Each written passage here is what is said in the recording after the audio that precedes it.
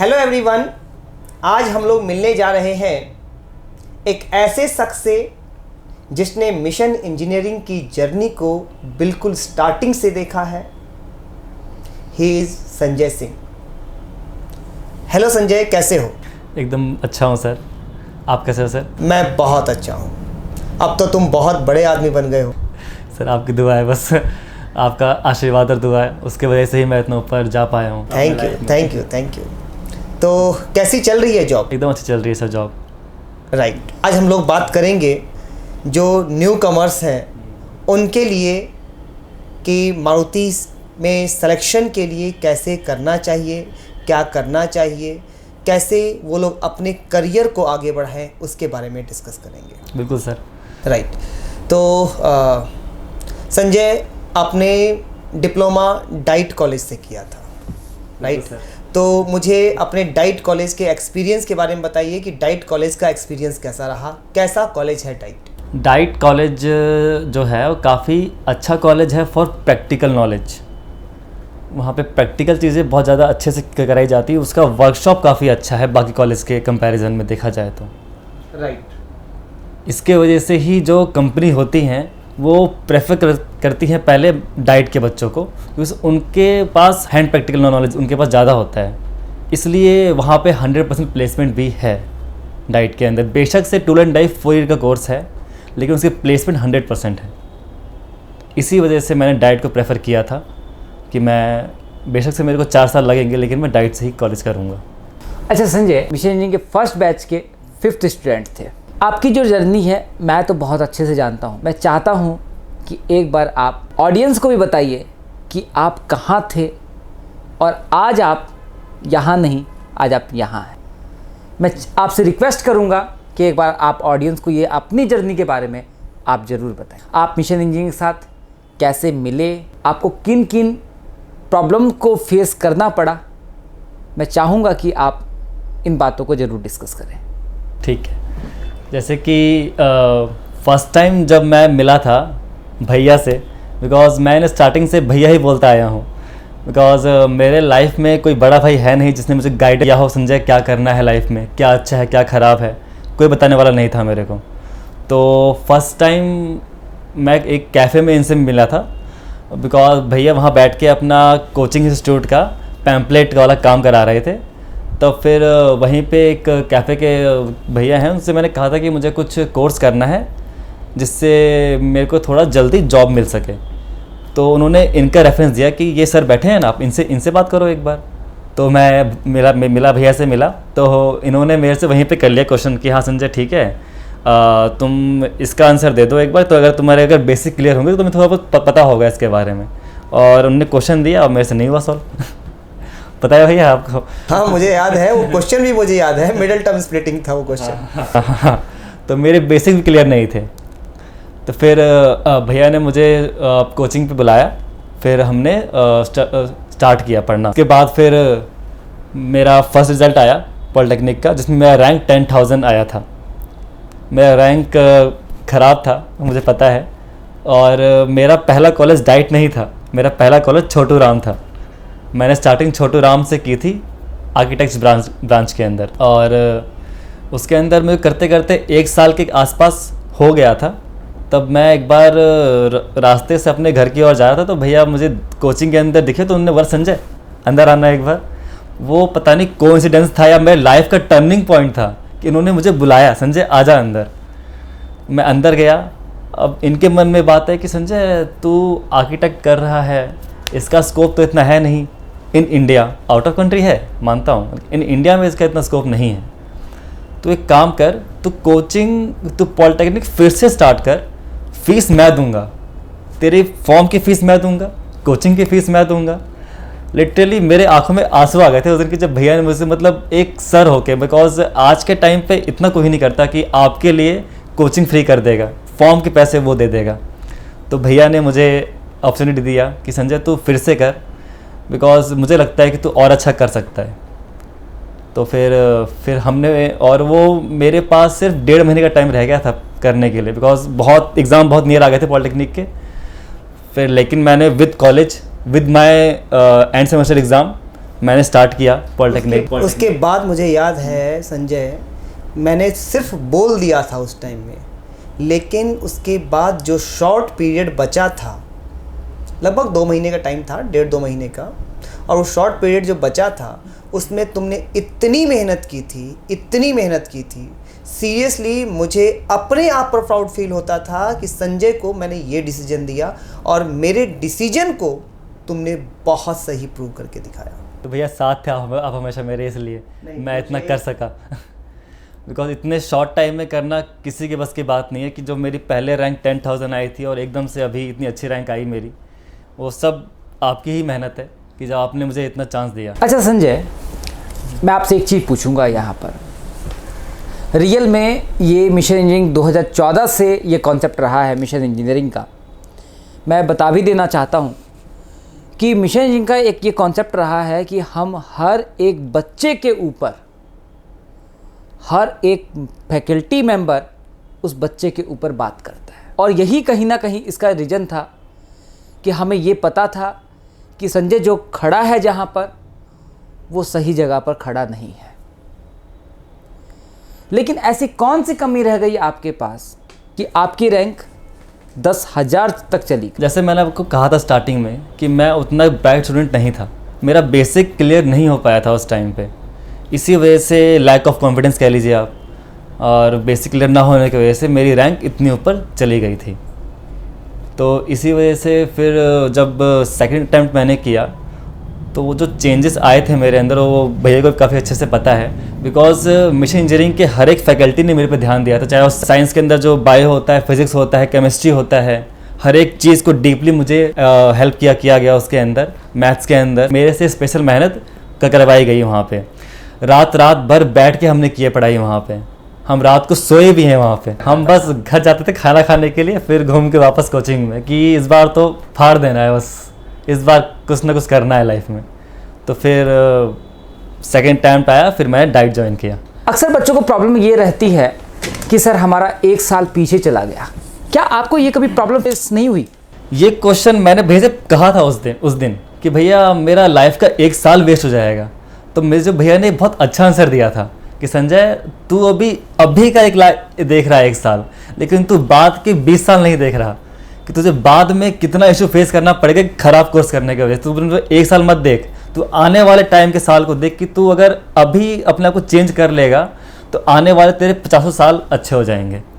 तो उसी वजह से मैंने, इसी भैया की बात से मुझे काफ़ी हिम्मत मिली थी और मैंने घर पे ही बात करी, बिकॉज छोटे राम का फीस आपको पता ही, ज़्यादा फीस है उसकी, लेकिन फिर भी मेरे पापा ने बोला कोई नहीं संजय तो कर, मैं तैयार हूँ। संजय, आपने 1 साल छोटू राम को दिया, उसके बाद 4 साल आपने डाइट को दिया, फिर आपने मारुति को ही क्यों चूज किया? सर मारुति ज्वाइन करने के पीछे एक बहुत बड़ा रीज़न है, बिकॉज मारुति एक बहुत बड़ा प्लेटफॉर्म है एक अपने करियर को स्टार्ट करने के लिए। आपको ही पता है Maruti is India's number 1 automobile company, और मेरे को अपने फैमिली को भी सपोर्ट करना था। Not only India's number 1 automobile company, मैं ये बोलूँगा और मैं बार बार बोलता हूँ कि गवर्नमेंट जॉब से भी बहुत ज़्यादा अच्छी है मारुति कंपनी। एकदम भैया सही बात है। ये तो मेरा बहुत बड़ा एक्सपीरियंस रहा है, क्योंकि जिसका मारुति में सिलेक्शन हो गया ना, वो दोबारा से गवर्नमेंट जॉब की तरफ या फिर किसी और की तरफ मुड़कर भी नहीं देखता है। एकदम भैया, इसमें तो कोई दो राय है ही नहीं। एग्जैक्टली। और मेरा भी ज्वाइन करने का पर्पज़ ही यही था, बिकॉज मुझे अपने फैमिली को भी सपोर्ट करना था। उस टाइम तक थोड़ा सा कंडीशन ख़राब हो गया था हमारे फैमिली का, घर वगैरह भी सेल हो गया था हमारा। तो उस टाइम एक ज़रिया मैं ही रह गया था कि मतलब मैं ही सपोर्ट कर सकूँ अपने फैमिली को। मेरे कॉलेज में बहुत कंपनियाँ आती हैं, किसी की सैलरी 15, किसी की सैलरी 20, लेकिन एक मारुति कंपनी ही है जो एक डिप्लोमा लेवल पे एक अच्छी सैलरी पे करती है। तो फिर मैंने सारी कंपनी को अवॉइड किया। जब मारुति आई थी कॉलेज के अंदर, तो फिर उसका मेरा टेस्ट हुआ था। टेस्ट मेरा इसका मुझे मालूम पड़ा अपने बर्थडे वाले दिन 6 मार्च 2019 को कि मारुति कंपनी आ रही है कॉलेज में, और उसके बाद सिर्फ रह गया था 20 से 25 दिन उसके प्रिपरेशन के लिए। और मैं लिटरली बताऊंगा, मेरा रीजनिंग 0, मेरा एप्टीट्यूड 0, मेरा टेक्निकल मेरा सही था, बिकॉज डाइट कॉलेज इतना अच्छा कॉलेज है कि वहाँ पे टेक्निकल तो बहुत अच्छा आपका हो जाएगा, लेकिन एप्टीट्यूड और रीजनिंग के लिए आपको अलग से मेहनत करना पड़ेगा। तब मुझे फिर से आए याद मेरे भैया, मैं भागा भैया के पास आया कि भैया मारुति कंपनी आ रही है, अब मुझे इसका प्रिपरेशन करना है 20 से 25 दिन के अंदर। तो वो दिन है 6 मार्च 2019 का, जब भैया के पास आया था, तो यहाँ पे पहला बैच स्टार्ट हुआ था फॉर कैंपस प्लेसमेंट। मुझे याद है कि तुम्हारे लिए ही मैंने कैंपस प्लेसमेंट को स्टार्ट किया था। भैया आपने इतना अच्छा टीम बनाया, इतना अच्छा शेड्यूल बनाया मेरे लिए स्पेशली, उसके लिए बहुत बहुत थैंक यू आपको कि मैं आज वहाँ लेवल पहुँच पाया हूँ। इतना आपका टीम रहा, उस टीम ने इतने कम दिन के अंदर उस चीज़ को मेरे को इतना अच्छे से टीच कर दिया कि मैं अपने टेस्ट, जब मेरा मारुति का टेस्ट हुआ तो मैं उसमें टॉप 3 पे आया था। उसके बाद फिर मेरा इंटरव्यू हुआ, उसमें भी सर आपने मुझे बहुत गाइडेंस दिया कि इंटरव्यू के अंदर किस तरह बोलना होता है, क्या कॉन्फिडेंस लेवल रखना होता है। बिकॉज आपको ये पता है कि मारुति लेने आई है फ्रेशर्स को, उनको आपका स्किल नहीं देखना है, उनको आपको कॉन्फिडेंस देखना है कि इस बच्चे में कितना कॉन्फिडेंस है काम करवाने का। काम करना नहीं है आपको, वहाँ पर जाके काम करवाना है। You are a supervisor in Maruti Suzuki. Now not you are supervisor, you are engineer of Maruti. Yes sir. तो फिर मेरा इंटरव्यू हुआ और मेरा सिलेक्शन फाइनली मारुति में हो गया। हमारे 12 बच्चों का इंटरव्यू हुआ था, जिसमें 6 बच्चों का हुआ था सिलेक्शन, उसमें मेरा भी सिलेक्शन हुआ था, जिसके अंदर उस सिलेक्शन के अंदर मशीन इंजीनियरिंग टीम का इतना बड़ा हाथ है। अगर वो नहीं होता तो मैं लिटरली यहाँ नहीं होता। Thank you so much. Thank you so much. का मुझे इतना बड़ा अवार्ड दिया तुमने। मुझे सर को तो मैंने बताया भी नहीं था। मैं सर को मैंने उस दिन कॉल किया कि सर ने बाई चांस मेरा फ़ोन नहीं उठाया। फिर मैं सोचा कि सर को जाके बताऊंगा। मैं रसगुल्ला लेके आया था, भैया क्लास से जस्ट आए थे, मैंने भैया को हक किया और कान में बोला भैया मेरा मारुति में हो गया। मतलब भैया का कूदने का मन करता है, लेकिन भैया कूदे नहीं बच्चों की वजह से। एग्जैक्टली, मुझे बहुत अच्छे से याद है वो टाइम। वो भैया का पहला बैच था जो मारुति में गया था।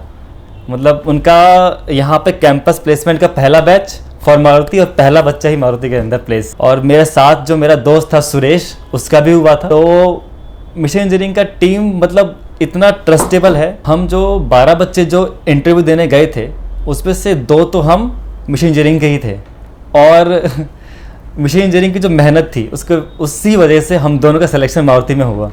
हाँ, सुरेश भी बहुत अच्छा बच्चा है और वो भी बहुत हार्ड वर्किंग है, नो डाउट। सिर्फ मेरी ही नहीं, तुम लोगों की भी बहुत ज़्यादा मेहनत है इसके अंदर, जिसकी वजह से तुम लोग इस पोजीशन पे हो। और सीरियसली क्योंकि मारुति में तो मिशन इंजीनियरिंग के बहुत बच्चे हैं और मुझे रिपोर्ट मिलती रहती है मारुति से भी कि मारुति में क्या चल रहा है, और उसमें पता चलता है कि तुम जितना अच्छा परफॉर्म कर रहे हो वो वहाँ पर, दैट इज़ रियली अप्रिसिएबल।